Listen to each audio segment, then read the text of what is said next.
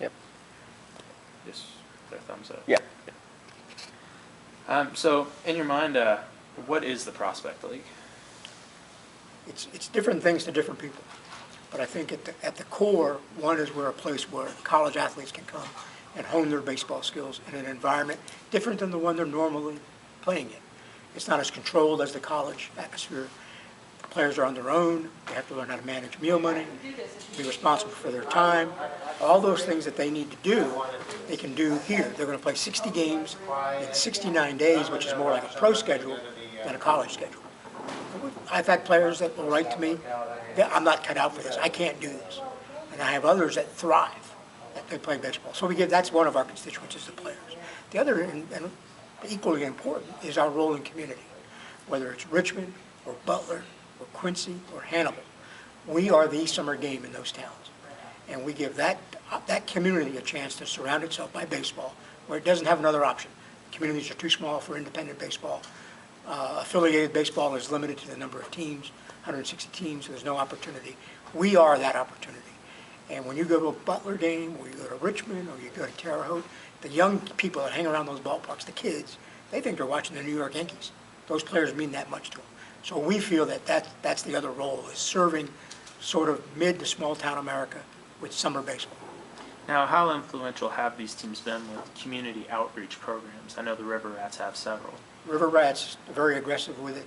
Terre Haute, very aggressive. Their boys and girls clubs, all those kind of things. Springfield this year, at least judging by their Facebook page, are very engaged with the community.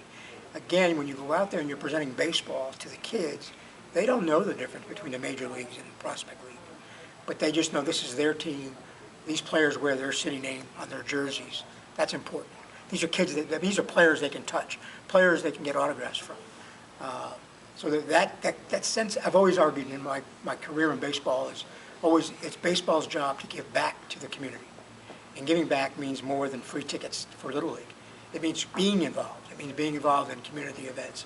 It's having your mascot all over the city. You know, most of the time, I think our biggest asset in all these markets is the mascot. He's more important to the players because the players come and go. The mascot's there all the time. So that engagement and then that sense of giving back is just incredibly vital. And at the community level, no one can do it better than us because we're part of the grassroots. Now, how much has the league grown since its inception? Depends on how you want to look at growth. If you look at growth as number of teams, we haven't.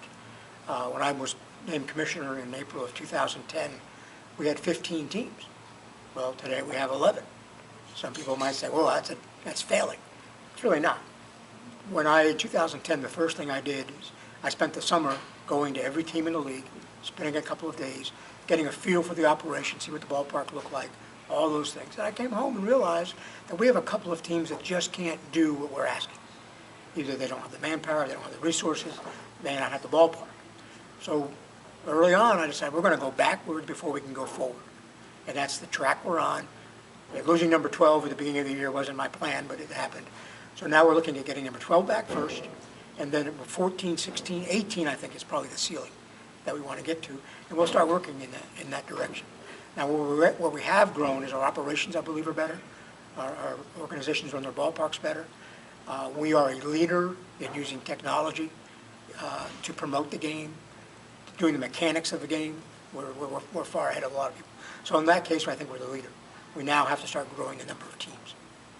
Now, moving on to the All-Star game, which we're at right now, what can the players and the community of Butler, Pennsylvania, what are they able to take away from the game?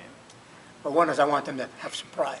I want people that live in Butler to realize that they earned the All-Star game. I mean, this was a franchise a couple of years ago that was struggling with what was the future of Butler. When we got new owners that were dedicated to the community, this is their community. But right away, we saw, and we also had ownership that came in, wasn't afraid to ask questions of other directors. You know, a lot of these folks that own these teams feel like they know all the answers. Well, none of them do. No one does. But they would ask questions, and sometimes they would give us a preface of, I know this is a stupid question, but, well, those were the best questions. So they got answers. So they were focused on how do we make it better. And they did.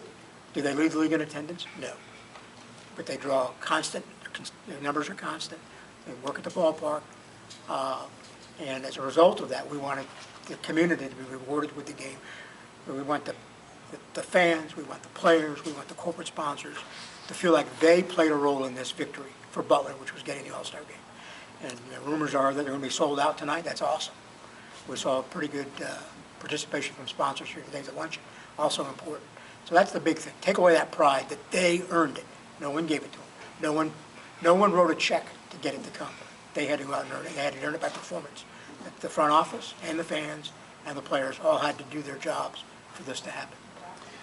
Now, looking into a bigger scope, what have been your thoughts on the 2013 season thus far? Boy, 60 games in 69 days. Some days feels like we play 140 games in 150 days. Other days, like right now, when you realize how much of the season's already been played, it feels like it's going by very fast. We have a league we have challenges, and the biggest challenge is we want to be better, and that drives you every day. And that also, there are days where you feel like you're taking 5 steps backwards because someone didn't read an email or get a memo or whatever it was, and it's frustrating. Some days I feel like if I took my first year as commissioner, I could just replay it now because it's the same question. Shouldn't be that way, but some days it feels like that. But then when I see the players, and I don't get to deal with them a whole lot. Usually when I'm dealing with a player, it's discipline. So I like these kinds of settings. I like going to the championship game, and the number of players that have come up to me annually and just say, thank you for the opportunity. I have nothing to do with the opportunity.